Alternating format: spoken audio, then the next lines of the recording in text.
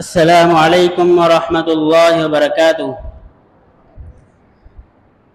نحمده ونصلي على رسوله الكريم اما بعد فاعوذ بالله من الشیطان الرجیم بسم اللہ الرحمن الرحیم یا ایها الذین آمنوا اطیعوا اللہ واطیعوا الرسول ولا تبطلوا اعمالکم۔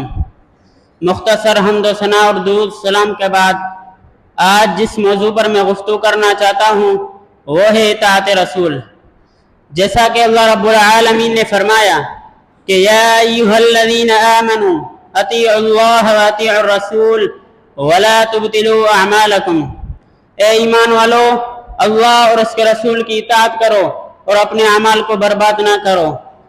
اس طرح یعنی اللہ تعالی نے اپنے فرمان بردار کے ساتھ ساتھ نبی کریم صلی اللہ علیہ وسلم کی اطاعت کو واجب کیا ہے، جیسا کہ دوسرے مقام پر اللہ رب العالمین نے فرمایا کہ من یطع الرسول فقد اطاع اللہ، جس شخص نے رسول اللہ صلی اللہ علیہ وسلم کی اطاعت کی اس نے گویا کہ اللہ کی اطاعت کی۔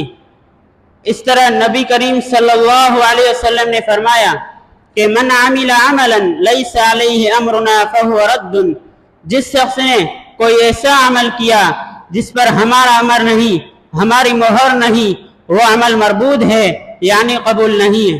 اس طرح دوسرے مقام پر آپ صلی اللہ علیہ وسلم نے فرمایا کہ من اطاعنی فقد اطاع اللہ ومن عصانی فقد عصى اللہ، جس شخص نے میری اطاعت کی اس نے گویا کہ اللہ کی اطاعت کی، اور جس شخص نے میری نافرمانی کی اس نے گویا کہ اللہ رب العالمین کی نافرمانی کی۔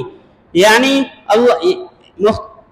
اللہ تعالیٰ سے دعا ہے جو کچھ سنا اور سنایا اس پر عمل کرنے کی توفیق عطا فرمائے۔ وما توفیق الا باللہ۔ السلام علیکم۔